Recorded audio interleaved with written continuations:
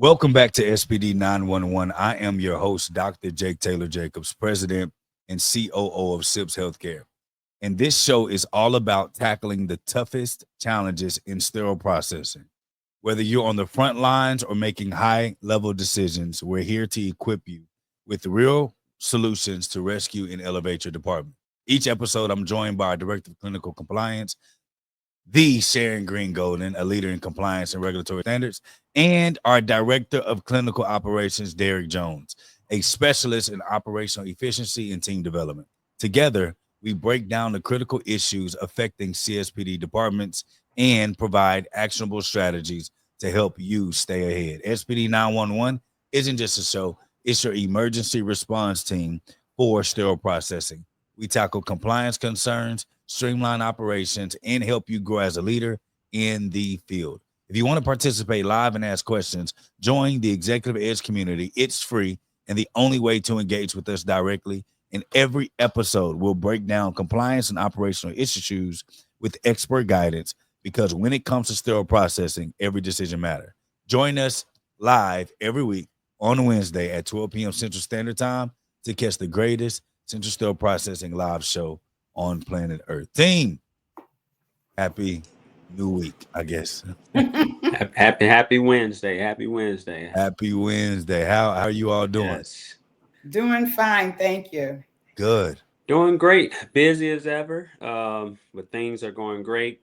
Good weather. I think it's supposed to get up to 70 degrees here in St. Louis. So I don't know what you're looking like down there, but I'm good. Hey, listen, the moment they start getting clearer weather, now all of a sudden you want to, I don't know what y'all Right. doing down there. Right. I don't know that. Right. SGG, how you feeling? I'm doing good, thank you so much. It's a good day. Good. So Derek, you missed last week. We had SPD Church. Hey, SPD great. It Church was last great weekend. show. Yes. Yeah. So we had us a blast, didn't we, SGG? Yes, we did. Hey, but this I felt week the hands, y'all laid hands. I felt them. that was SGG laying in the spirit. Yeah. Yes. And what you need to do. Right. So this week, hallelujah. one hallelujah. Absolutely. That's right. So this week, it's going to be we're going to leave SPD Church for a second and get back into talking about some of the things that matter most that some of our participants and our Executive Edge community want to get answers to. So that's what we're talking about currently right now, and I'm extremely excited about us being able to continue to provide support and help as we always do. So scenario number one, we're going to jump right into it. Wait, first and foremost, before we jump right into it, Derek, name one thing that you're grateful for this week. Man, I'm grateful for health. So many people I know, they're not in the best health and they're not in the best situations they could be in today. So as I begin to get a little older, just appreciating health and just the simple things in life. It gives me gratitude and it actually inspires me to keep moving and pushing. And just the small details the reason I say that is because I've been getting up consistently about 5:30 every morning and working out and just seeing the people in the routines and how they are consistent with making sure that health is the number one responsibility for before starting anything throughout the day. So I began to incorporate that in my life, and I just appreciate what I get to do, not what I have to do. Okay, SGG, what's one thing you're grateful for this week? I am grateful for being able to celebrate in this National Women's Month the ability to have raised two awesome daughters in this country that are out doing their thing. One's a doula. The other one is an engineer who works with STEM programs that encourages young women to get into engineering. I've watched these two young women become outspoken in their own way. They're not loud like their mama, but but in their own way, they are reaching back and pulling people up to make things better. And nothing makes you more grateful than being a parent that's able to just with pride say, I did good.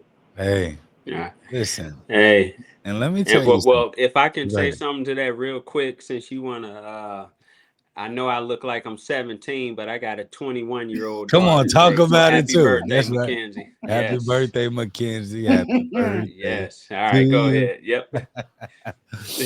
Yes, and SGG, I see the smile was lighting up on your face as you kept talking about them. Before you know it, your teeth are already up here. And that's a beautiful thing. Yes. I think I think that's a beautiful thing, being able to see your kids turn out to be okay. And that's actually much like their mother, reaching back out and back Yes. down to offer support, which is what you Right. do. So they picked that up well. They picked that up well. All right, y'all. One thing I'm grateful for is actually pretty crazy, DJ, that you talked about that. But I've been fasting. Mm. So I've been on a Yeah. water fast during the day, Yeah. and completely taken in this fast. I don't know how long it'll last, but completely taking liquor out of my weekly Yeah. choice of drink during the week. Okay. And so it's Okay. only during All right. the weekend, and I picked up a trainer that I got all the equipment at my home gym, but it just something about it. Got it. I had the gym just didn't have me, and so, Okay. so Yes. uh, um, uh, Same here. yeah, being accountable and having to pay somebody now, I'm not gonna waste any Mm. money now. Right. So I'm gonna get Right. all that money I didn't spent. Yes. Okay. Yes. So Absolutely. definitely that. And my moment of awareness was when I had no reason to be tired, but my son wanted to play, and I just didn't have the energy. Mm. And I kind of looked down and I saw my little belly. I said, "Oh no, I'm losing my sexiness. I can't lose the sexiness."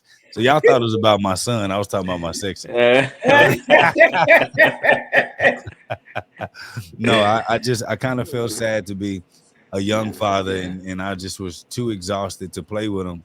Yeah. And so enough was enough. So I decided to go in and get it together. So That's good. yeah, yeah. Good You deal. how Good you do deal. one thing is how you do Yeah. everything is what my grandfather used to preach. And so if there are Yeah. any areas in my life that's lacking discipline that I don't tackle, I typically always see it show up in my career Hmm. or in my work in some form or fashion. And so always paying attention to those things matter. So y'all, we're going to get right into the thick of it. Okay. Because we have some real serious questions and scenarios or situations that need to be addressed by experts as you. So I won't be talking as much this episode to allow you all to breathe on the question as long as possible. Just give me a time to just repeat the question to each of you so that we can get a full take. Okay. So, scenario one, we're talking about contaminated instruments in the OR, and there's a cleaning process that's under scrutiny. A surgical team reports spotting residual debris in instruments during procedures, raising concerns about the effectiveness of the cleaning process. Puts both safety, patient safety, and the SPD's reputation on the line. The question is, how do you ensure that all surgical instruments are thoroughly cleaned and sterilized, especially those with complex designs or lumens? You can You go ready? first, Let's Terry. go. Well, number one, so when you look at instrumentation that may have pitting or they may be compromised, or you may question that they are cleaned properly. The first thing you want to do is verify that your equipment has been tested. Number one, and that means your it starts from pre-cleaning in the OR. Are we using pre-cleaning to treat the instruments prior to making it to decontamination? Um, is the solution at the decontamination sink properly diluted? Are we using the right brushes and cleaning equipment to clean the instruments? And then you want to look at the equipment that you're using, the washer unit, You want to test it to see if it has been validated. Is the chemistry dosed at the right dosage levels? Are there missing parts? Are there missing components with the impingement process? Is there debris trapped in the drains? Are all of the cycles being met on the actual washer process? And then you want to verify that the technician is identifying all of the challenges of the instrument once it reaches the assembly table. So it's so many components that goes with verifying if the equipment or if the instruments have been cleaned properly.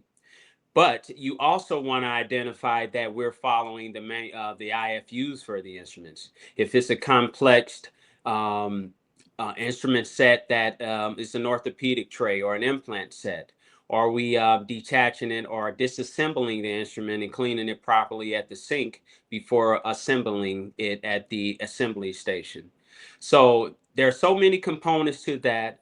That all comes with what sort of policies and standard work. I know Ms. Green Golden can hint on shortly, but it will go into how properly trained are our technicians to be able to identify those things, number one, and our equipment. What sort of testing and quality assurance are we doing to ensure that the proper parameters are met to clean the instrument?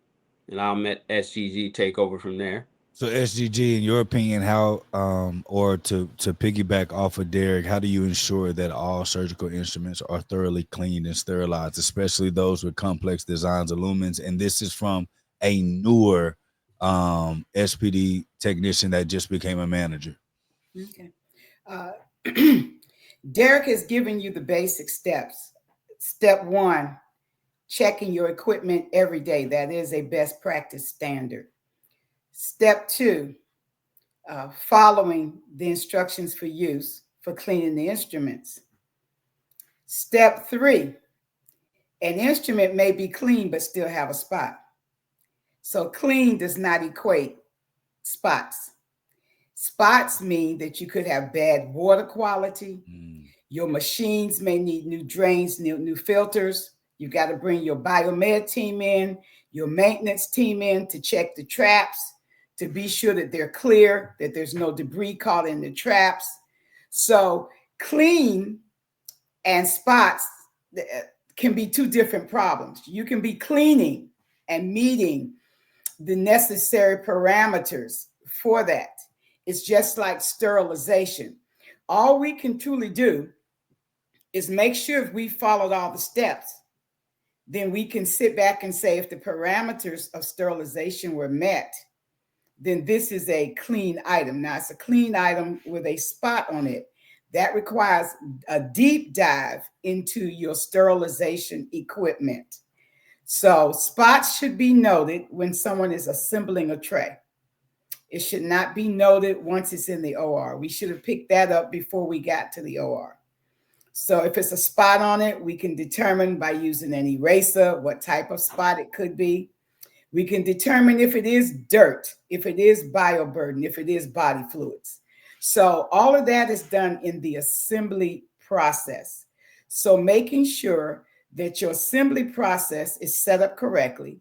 And as a new manager, making sure that one of your policies is that anything that you decide is still dirty, you send it back to decontain. We do not clean instruments on the clean side.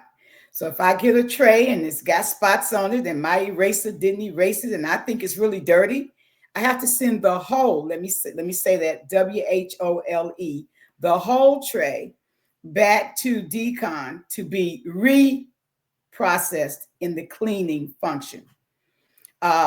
Once that is done and it comes back and there's still spots, then now we've got to go and start looking at what could be the actual problem. But it's not necessarily that the instrument is not clean. And I think people have to understand there is a difference. And so just to kind of add to that question, my question is, how often then is a manager supposed to bring their biomed team in and then their maintenance team in to check the filters of the machines or make sure that the chemical levels or the water level arms are right? Like how often? Because a lot of people mention it, but talking about a regular routine is something I haven't heard quite often. Well, two things. The maintenance of a basic washer decontaminator is done daily by the SPD team. They're supposed to go in and physically check the arms. They're supposed to check the drains. They're supposed to make sure that they're descaling once a week. These are things that as SPD technicians, we do. You call in your biomed team, biomed, who should be specialized in being able to check those machines when the problem is there that you cannot figure out. I've checked my arms, I've checked my filters, there's no scale built up, and I'm having problems. Well, then I bring in biomed to see what else can be done from their standard operating procedure. But this is a SPD function, and most SPD technicians do not check the actual arms. I mean, I've seen washers where the arm was completely missing. So Yes. you can't be cleaning if you don't have an arm. And so, you say, well, the arm is gone. So this is something that is standard operating procedure for whoever the technician is that has been assigned that task. And that's as a new manager, that's something that you have to set up. They have sheets out there with the steps for checking a washer decontaminator. You have to make sure as the manager that your team is following the protocol. And so the best way is for you to do the protocol yourself. Yes. And then with the water quality. Yes. And I'll just say that with the water quality is just establishing that relationship with your facilities team to understand how often they're testing the water. Is it annually? Is it 6 months? Is it daily? Is it daily? And understanding the need for those reports, because most people don't understand hard water can cause more damage to instruments than anything. So are we supposed to rinse with the ionized water, Ms. Golden? Yes. It's so many different things we need to review. That's why you got to understand the complexity of the instruments, how to have access to IFUs for the equipment and the instrumentation to ensure that we are giving ourselves an opportunity to remove those causes and staining, whether it's pitting or whatever, or rusting. And so for a manager who is in this said position that is trying to find a way to communicate that to their upline, like, hey, we need more regular checks. Here's the deal. We listen to SPD 911. We listen to Derek. SGG and Derek said that this is what we should do. Of course, this is based on the standards, but I'm trying to figure out a way on how I can communicate that upstairs to get them to realize that this is something that's important as well. Because, especially SGG, you point out the complexities of every instrument, because every instrument, though it looks the same, may have to be washed differently. And so we talk about all of those things. How can someone be able to communicate that upstairs to make them see that this is also still a priority to look into when it comes to budget? It's all about having a standard operating procedure that you have checks. Certain machines require that biomed check it every 3 months. Filters have to be, it's according to your hospital people, so understand, and it's according to your water quality. Do you have a reverse osmosis system? Because if you don't, you're going to have some water problems. But as a manager, you have to know the standard operating procedure for your particular department. It's your job to make sure that your machines are checked regularly. I dare say, number one, machines are checked daily. Water quality is checked daily. This is a daily thing. You can't go, the standard says, in some points it says do it weekly or daily. But if you were having surgery, you would like to know that I checked it every day. And the reason being is that something can stop working at any moment. Do you want to wait till next Friday before you find out that from last Friday to this Friday, your machine didn't work? So by having daily processes in place, you're able to say to the upline, and I say the upline starts with infection control. I need biomed to check my machines every 4 weeks. I worked up in Maryland where we have a lot of hard water. My biomed technician spent more time in SPD than he did anywhere else because we had him in there. Anytime we thought there was a problem, we brought him in to check it out because my expertise was not working on the machine, even though I know a lot of things about it. That was not my expertise. So the first thing is knowing who you need to call. That's right. You're having waters problems, you're having spots, you're having stains that you can't figure out. First phone call, your lifeline, infection control. Come on down here, we got some issues. I cannot say enough how infection control is our best friend.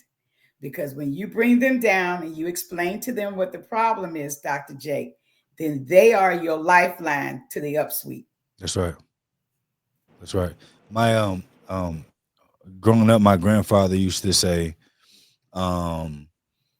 your needed officials or your needed police or your needed lawyers are a much better help when you are proactive in communicating with them until they have to come after you. Mm-hmm. And so my granddad used to say, hey, listen, before you get in any trouble, if something happens, you better be the first one to call. Because if they find out and then they have to come and get you, it's going to be hard to create any negotiations for anything. But he told me that about, you know, all things. And that's kind of what I think about. You know, we grew up in a culture where it's like, if you're so scared to be called a whistleblower, you're so scared to, you know, lose your position. You're so scared to be a tattletale or not to say anything when something's wrong, when that's not the proper or right environment to actually build or grow something in. When we talk about truly developing an organization and starting with the leaders, the first thing we get the leaders to understand is, hey, listen, if your organization is scared to make mistakes, you're going to have an organization that always makes mistakes because they don't understand the ramification of the decisions. They're just scared to make you mad. But when you start teaching them and allowing them a room to grow and make mistakes, what happens is they become a lot more aware of what they're doing and they stop making as many mistakes as possible because they're understanding why things are, why we need to check the machine, why we need to ensure that if this one instrument, you just can't get it off with the eraser, why we have to send the full tray back. And I think that we're inundated in the world, in our space, to where everyone knows how and what to do, but when and why is few and in between. And I think that that's the importance of what we're doing with this podcast, and what's the most important of the work we're doing with SIPS. We're bringing the why and the when to the facility so that everyone can be abreast of not only the importance of what we do, but how we do the things that we do and why and when it matters within, you know, the hospital system. So let me share a story with you. I went to a hospital and I had not been there 15 days. And I was still in my learning phase, investigative phase. Anytime I go to a new hospital, I give myself 30 days to investigate. Okay. Before I start shooting people. So to see if what I heard. Let me case this joint. To see if what I heard is true or what you're doing is wrong. Yeah. I went in and the hospital had a reverse osmosis water system. Wow. Yeah. I went behind the doors, Derek, to check it out. I had never seen this system before. It's a water system that had a tank that was 12 feet tall, deep enough to drown in. Yeah. And I stood there and watched it, and I decided I saw algae on the inside of the reverse osmosis water tank. So if I have algae growing, that means the inside of the tank has been contaminated, Dr. J. Yes. But they were pulling contaminated water from that tank and running it through, and we were all just happy. I wasn't happy. I looked at that tank on Monday and said, this can't be right. I came back on Tuesday and stood closer. By Wednesday, I was almost in the tank as much as you could be.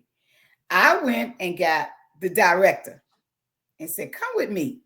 We got reverse osmosis. Show versus tell. That's come good. Stand with me and let's look at this tank.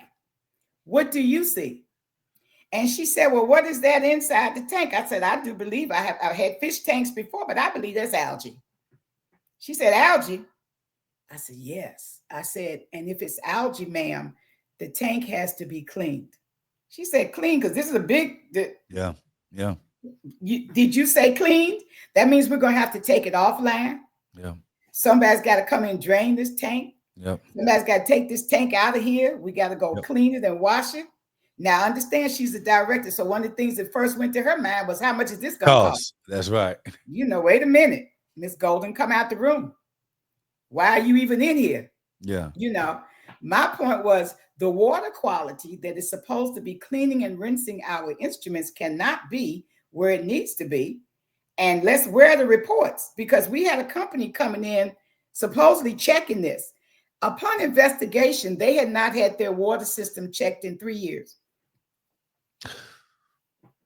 Hold on, I got a button for that. Let me find it. Welcome back.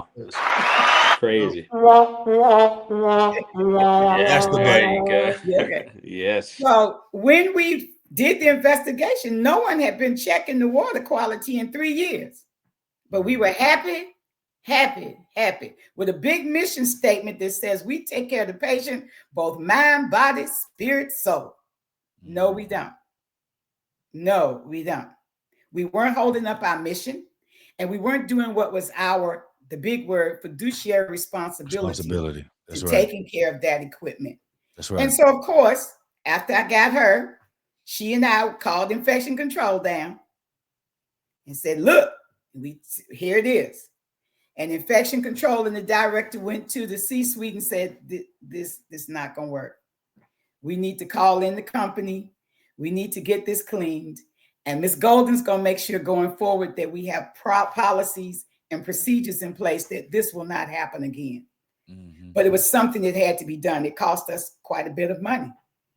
But, when you say you work for the patient, then the amount of money that's spent getting patients well from incidents that shouldn't be is a whole lot less if you just do it right. That's right.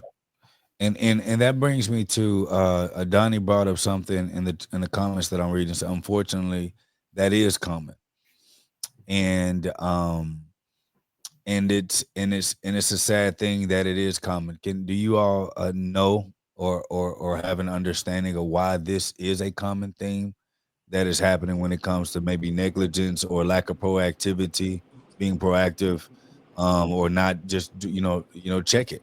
Why is that? Is it because of workload? Is it because of not being properly trained? What do you all presume is the reason why this is?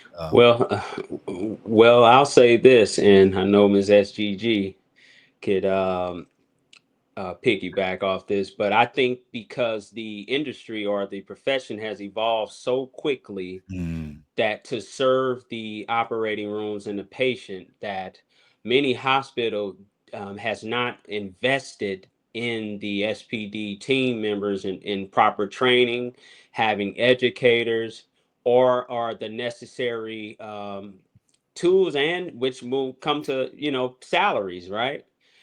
They haven't invested in getting the right resources and the pay scale to, number one, hold people accountable to these positions and make it a desirable position as they begin to learn the many complex equipment and instruments that they're being exposed to every day. So things such as water quality, right? I mean, that's a facilities challenge, right? So you're asking a technician who is trained on instrumentation to also observe and monitor daily some of the components of our department that the facilities is responsible for monitoring and ensuring that it's working and functioning correctly.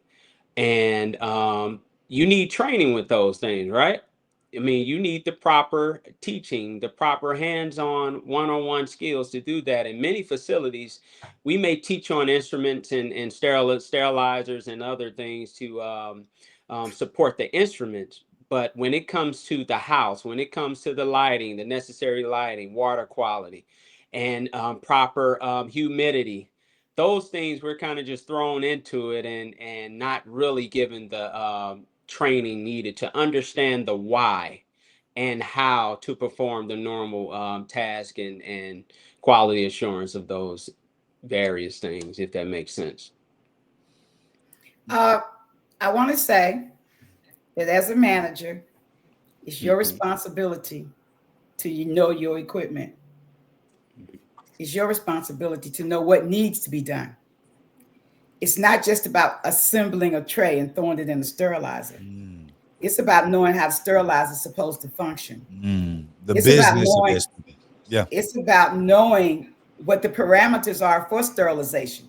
How much pressure am I supposed to have at 4 minutes, 270 degrees? It's about knowing that I have a reverse osmosis water system that is treating my water, and I need to make sure we are testing the water system. So for years, because I'm a little older, for years we just came to work and pushed buttons, and if the button worked, we was like happy, happy, happy. As we have evolved as professionals, we have learned that it is our responsibility to not just push buttons, but to understand, why am I pushing the button? What happens when I push the button? You have to know your machines. I've had machines that were older than me when I got to them. And what I learned, Dr. Jake, was that the old AMSCO sterilizers don't like to be cut off in the middle of a cycle. Because if you push the off button in the middle of the cycle, she will not bring the pressure down for a whole day, maybe. She's gonna be mad at you. She mad. So you learn these things. Experience is the word I'm looking for. Come on. Experience you have to have, and it doesn't come in the book. Okay, it's good to have the book, but experience is what helps you to learn.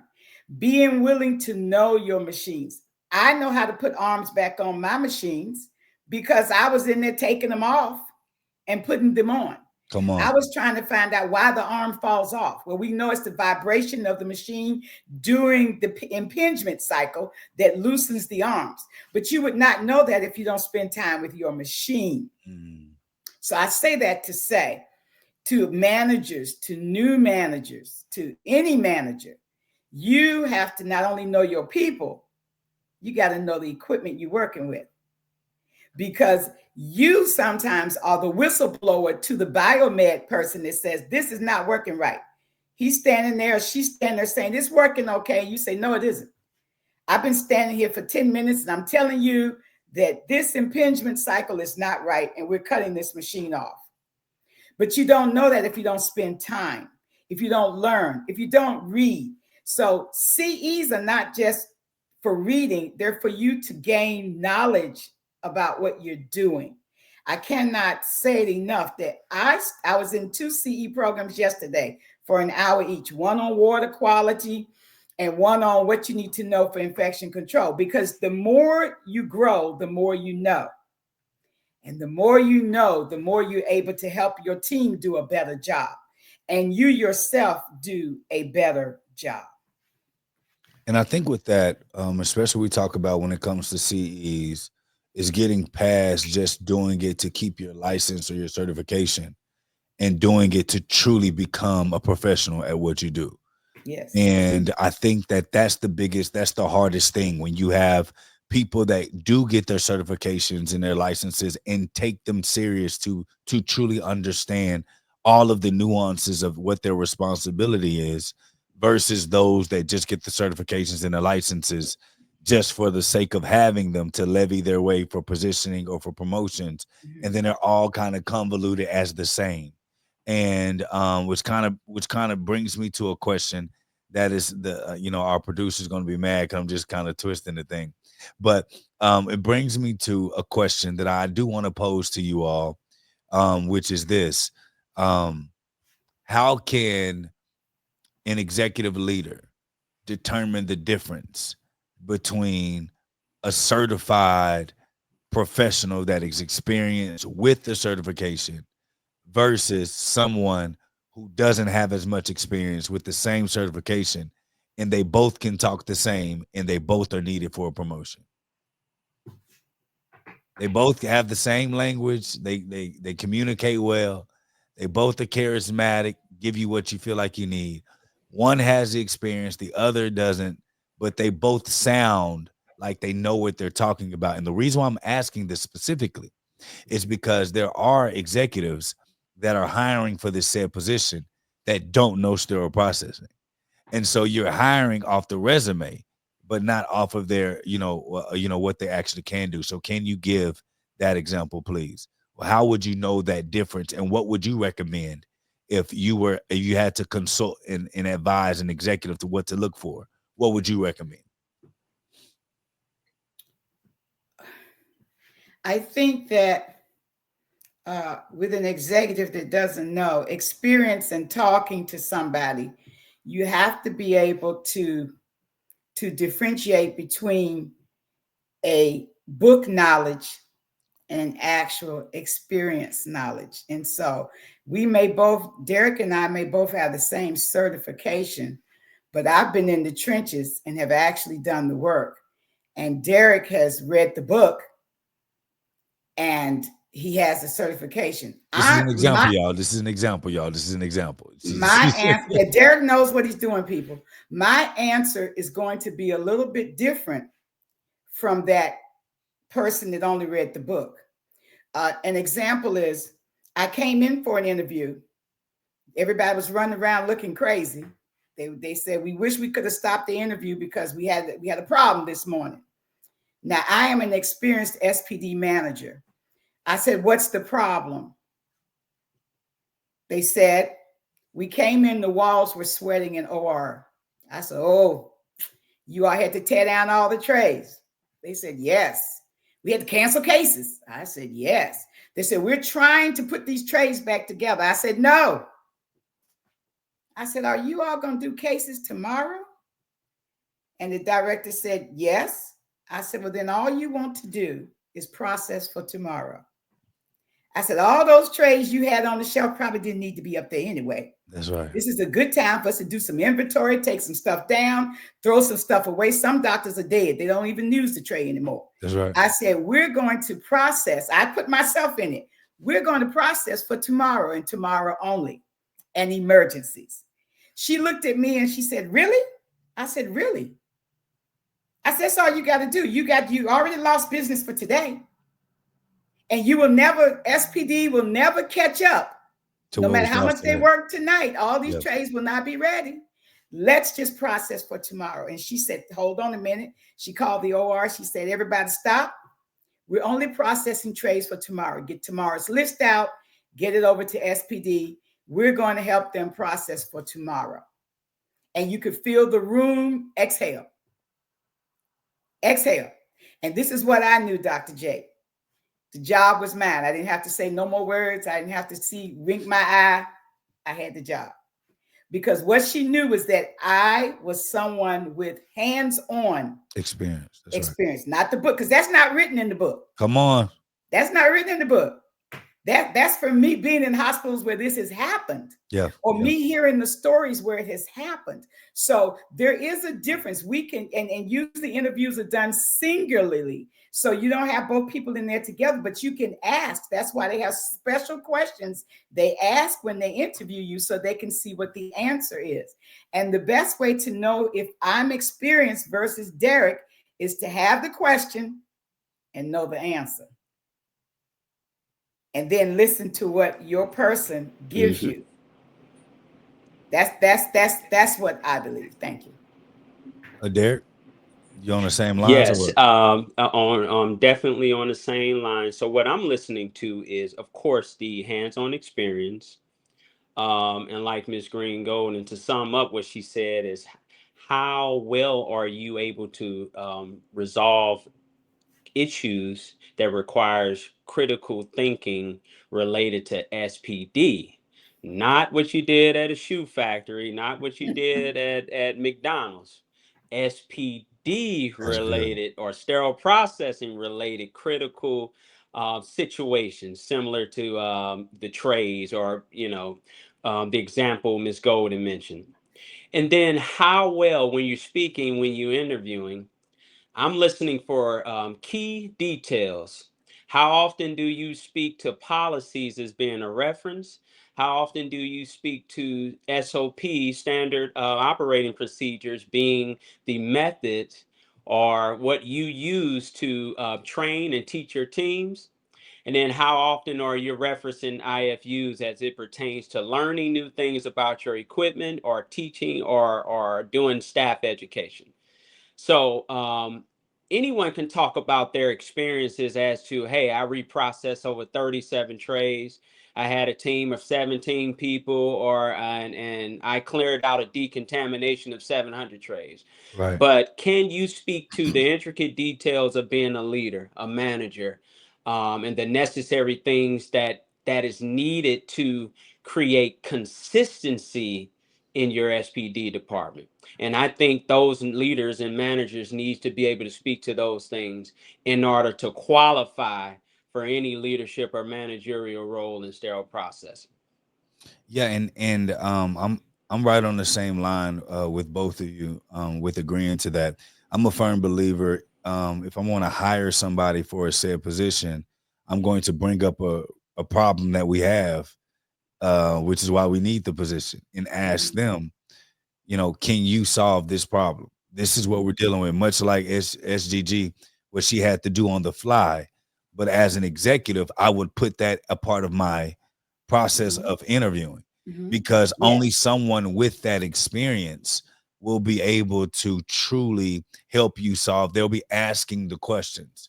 Okay, True. what is this? What is this? Okay, let me figure this out. What's this process? Before they give an answer, they're trying to get all the information. And that's going to kind of let you know the difference between book knowledge versus we call it head knowledge versus do knowledge. That head knowledge, they'll give you all of the basic scenarios, but do knowledge knows that, yes, the head knowledge matters, but context of what's going on may determine how I'm actually going to give you that information. SGG, looks like you want something else to say. I want to say that the question that I have been asked, or I ask, is, tell me a time when you had a serious problem that you had to fix. That's not in the book. And I can say, I mean, I've done this a long time. I can say I got the call at 2 a.m. in the morning that said water was rolling out of decontam down the hall on its way to the executive suite. We don't know what to do. Yeah. And I said, what do you mean? They said, we don't know what to do. I said, why don't we start by cutting the water off at the source? Let's stop the water running, because they were in there with the water vac. But what good is a water vac sucking the water that's steady coming out the wall? Yeah. So tell a problem that you had to fix, because now I've had that problem. And you know that I was able to think well enough to say, stop. And this is what I found out about that team. They didn't even know where the water valves were to cut it off. So see, that was a serious problem. Yep. So after we got the water stopped and whatever, I had to come back in that day, and now we had to have competency on where is the water valve to cut off the water, where the boxes to cut off electricity. We need to know all of this. Y'all gonna get killed back here. Yeah. Standing in a puddle of water with all the electrical things running. Yep. Because you don't know. But you don't know what you don't know until there is a problem. And we are in a department that can have serious problems. People don't realize you can be electrocuted back there. Yeah. Water all over the floor. Yep. So it's about being able to, as you say, Dr. J, to answer a question that as the person asking. She gave me a book answer. That's right. She told me 1 and 1 is 2. That's right. And I think that that approach, hearing you talk about that approach, makes me think of, depending on the complexity of the problem, will let me know what your ability is, what your capability.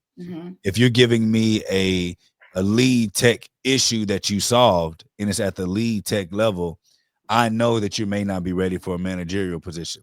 But if you're answering a director type level problem that you are able to help solve, now that lets me know kind of your range, especially when you're asking, give me 3 of your most difficult issues that you have to deal with inside your facility. And as an executive, I'm looking for the answer that fits the type of complexity of my facility. So if it's we have a lot of moving parts, I'm looking for an example of a someone's talking about dealing with regularly different moving parts and having to facilitate. Derek, I know that you're on the grounds every day in interviews, hiring for our field technicians. Is that what you're looking for too, as well, when you're looking for specific answers? Absolutely, absolutely. And they have to be specific to the role we're hiring for. Yeah, You have to have had that experience because, like you mentioned earlier, you're hiring because you have challenges. It's very rare that we're hiring and everything is going perfect. You yeah. know what I mean? Facility is running at 100%. So we want to know that we're bringing on someone who's able to think and make sound decisions as it pertains to the entire department. Good. So before we move forward to the last question of this episode, I do want to bring to everyone's attention that we do have something to talk about. We have the Scrub Ball. Yeah. Scrub Oh Ball yeah. is going to be having its fifth annual healthcare leadership event. It's called Scrub Ball, and the purpose of Scrub Ball is to highlight and to having a space where leaders and people that are unsung heroes that are in scrubs, that are being recognized, being celebrated. And it is, in our space, one of the only conferences that specifically focuses on leadership development. Whether you are currently a leader, whether you aspire to be a leader, if you were to come to this conference, not only would you have some of the most fun in your life, you're going to leave inspired and ready to take the information that you learned to your facilities and create change. So if you're at a department and you're running your department, you want to sponsor a table where you and your team can come, please come on out. If you are a vendor and you want to sponsor an activation, please get with our team. Go to scrubball.org, reach out to us, schedule a conversation if you want to actually talk to somebody about the ins and outs of the conference. But you can find out all the information that you need at scrubball.org. Please purchase a ticket, and it's 106 days away. And you better believe we are counting down, and we're excited about it. So this is great. This is great information because it's allowing for people to find out and to know what the steps are, especially when it comes to it. And what I keep hearing, from each of you, from different responses, from different scenarios, from this episode and episodes before, is that it's a heavy emphasis on being proactive in internal training. It's it's Yes. it's it's the it's the constant notion that every day needs to be a training day. And it reminds me of DJ talking about his body. And he said, you know what? Every day I'm waking up at 5 a.m. and I'm checking my body. I'm working on my body. I'm training my body so that when I don't lose it and it doesn't get out of control. And in this case, it makes me think about in the department or running an organization or being in a position in your job. That's like your body. Are you checking it every day? Are you training on that muscle every day to ensure that what you have, you don't lose, you continually get better to be able to produce? And those are the things that we need, that proactive care of truly developing those things. And that's what we talk about every week, especially on the leadership side. Those that you aspire to be leaders that are in leadership roles, the facilities have to find a budget to truly invest in developing that talent.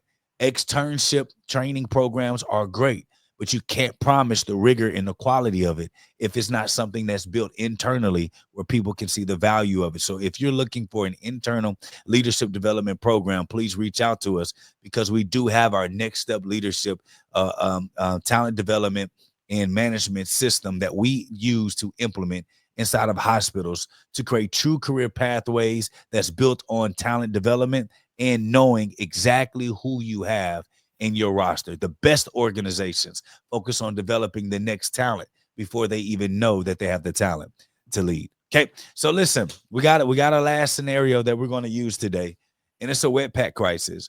The situation is this, and there's an increase in wet packs post sterilization that leads to delays in surgical schedules, prompting a review of the department's procedures.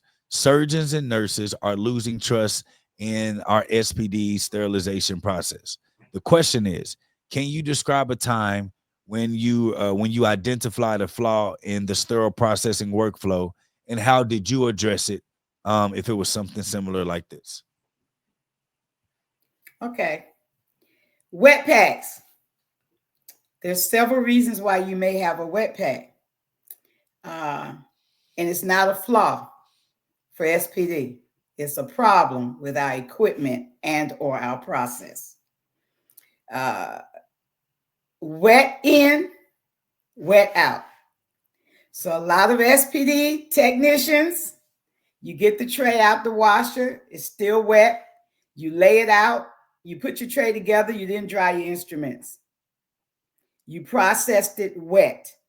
If you put water in to a steam machine that is under pressure, pre-vat, it's going to pump steam into the tray, but it's only going to draw out the steam it put in.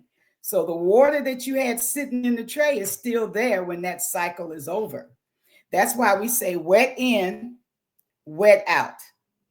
That's one. Derek is boots on the ground more than me. If you overload your rack, which we do on a consistent basis, because you're trying to run everything, you cannot run everything. I'm so sorry. You're going to have to run 12 loads. You have to balance the load of your machine so that there's enough room for air to go around to put the steam in, to pull the steam out. There are videos out there that show you what happens when a steam machine actually pulls in steam and takes steam out. I suggest that you go online and pull and YouTube and pull those up to show your team members what is actually happening in the sterilizer, because the problem is they don't know. They just know you say, get the tray ready. And they're not following, if you don't, Derek says this, if you're not following the policy and procedure that says all instruments going into your tray must be dry. Because wet in is wet out. And I'm going to let Derek finish this because he's on the floor. Oh yeah, and one of the biggest things is the cool down phase, right? So once your cycle ends, there needs to be a cool down period in order for the trays coming out of the sterilizer to have a period to cool down, because if you overexpose them to the room temperature at a faster place, it's going to create that moisture and the instruments will begin to sweat. Often with turnarounds in particular, and trying to provide tray turnovers for an OR may compromise that cool down time. This is where we have to educate our teams on the necessary steps needed to prevent wet instruments and wet contents as far as instrument trays. And we have to educate our ORs the necessary processes and steps so that they're not expecting us to get the tray to them in a faster time frame than we can allot for, especially when it comes to the instruments. A wet tray is a contaminated tray, of course. So it does us no good to rush the process. Right. So two things that requires our teams to be educated on why, again, the why, and we also have to help the OR understand why these steps are necessary before delivering the instruments. Yeah, I mean, there for SPD managers and technicians, where you place your rack when you pull it out of the area, if you place it under the vent where we're getting the air exchanges, you're setting yourself up for failure. All of this comes with experience and with teaching hands-on. This is where you place this rack. Never put it under the vent. They have tools out here now where you can put little stickers on your rack that tells you if it's cool enough to touch. There is no reason for us to have these issues, but you can have a wet load because your machine is not functioning. Yes, correct. Yep. So after you've recalled, let me just say to the managers, you got a wet pack, you got to recall the whole load. I'm so sorry. Whole load, entire load. The whole load. You got to find everything that was processed on that load. Now, let me just say, something may have been used that wasn't wet, but you have to be able to notate where it was used and when it was used. but you recall your whole load and you start opening the trays. You had one tray that was wet. It happened to be a tray that, number one, Dr. Jake, was overweight. It weighed 45 pounds. It had 10 layers. No, not 10. They usually have 3 or 4 layers. 4 layers of metal mass. The more metal mass, the harder it is to dry. So this is a question that maybe we can tackle again next week, because people have to understand it's not just about putting a tray in the sterilizer, getting it out. It's about the process. It's about the weight. It's about where all the instruments dry. On loaner trays, people hate to dry all them instruments. Yeah. And they just kind of wipe them off and put them in. And then, like I say, metal mass holds the steam, holds the water. So it's not the correct verbiage, I guess, is not flaw. It's not a flaw. It's about not following the correct process and doing what you're supposed to do to make sure the instruments going in are able to be sterilized and therefore dried within the drying process. It sounds like we got to learn a little bit of science as well. See what we got to learn, Dr. Jake? See, but I think all of these things, as we continue to pull this and we continue to keep the SPD 911, the goal is not only to talk to our peers that are in the field, but to attract executives, which we are, to hear the conversations that we're having on this level, to see the true value of sterile processing in their department and the difference between experienced professionals that have great ability to be great executives in hospital systems, educating and inspiring in the way that we do. So listen, before we wrap this up, I know we have to go. DJ, give one thing to that new manager, because these are questions from a new manager. Give me one thing for that new manager that you want them to focus on this week before our next show. I want them to focus. I would like the new manager, and you're taking on this new role. It could be challenging, and we brought you in because of your experience and your level of knowledge of understanding what it takes to lead a department and resolve many issues that may be critical at the time. Don't be afraid to, number one, connect with your infection prevention team. Number two, use as many references you need. Don't be afraid to continue learning as well. We're always in will forever be learning many new things that are introduced to sterile processing. And ask questions. Don't be afraid to ask questions. Use your resources. Use HSPA. Use your SIPS team, your leadership team, and enjoy the process of learning and growing, and understanding that you will be growing daily in your profession as a SPD leader. So stay involved, ask questions, use your team and your resources, and things will be better. Good. And then to you, SGG, to that new manager, that new leader, that's kind of overwhelmed right now. They feel like they're ready for the position. They got put in the position. They have to find a way to deliver. What type of information or what message would you give them to keep them to stay tight, to stay in their position? But what would you give them to get through another week? First of all, I would say, if you do not have a copy or the ability to pull it up on your computer, the ANSI Amy ST79 2017, tell your director, whoever's over you, that you have to have that book. That is the recommended or best practice that supports what we do in sterile processing on a daily basis. You need to know as a manager that sterile processing is not a regulated agency. It's not regulated. It's done by policies and procedures. And this book will help you to write and to know what the correct policies are. Because you can't run a business until you know how the business needs to run. And then I suggest to new people that if it means taking your PTO and your money, that you get yourself to meetings that support the knowledge that you need. Get yourself to the scrub ball in June. Get yourself to HSPA. Find a mentor not just someone you can just say, hey, that's my mentor, one who's willing to pour into you the knowledge that they have so that you can make the gains you need to make to be the best manager you can be in a department where they throw you in without a lifeline.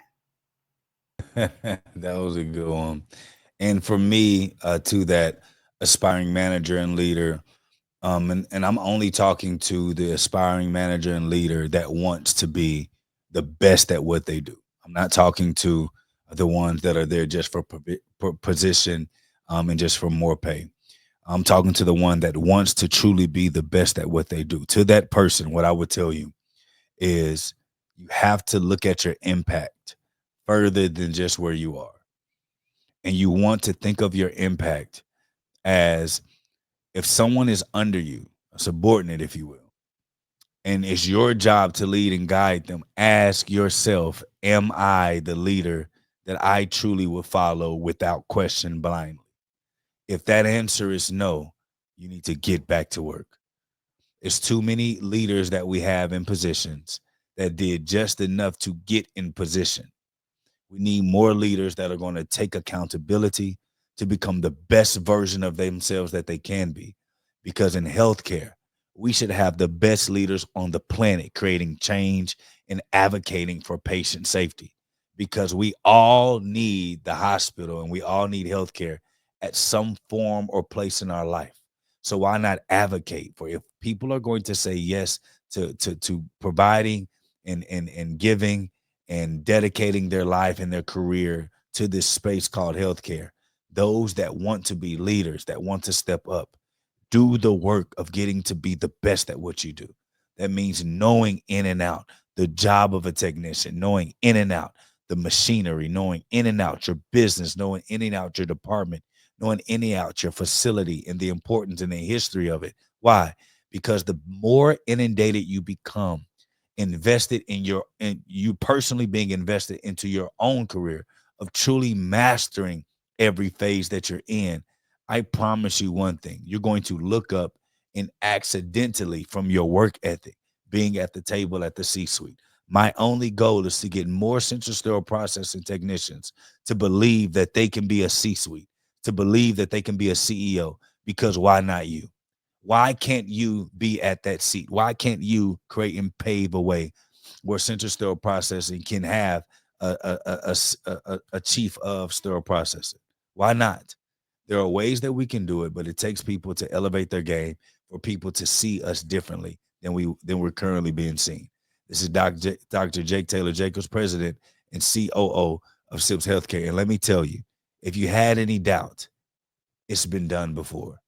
There are people that started in central sterile processing that are running hospitals today. And my only question that I have for you is, why not you? See you next week.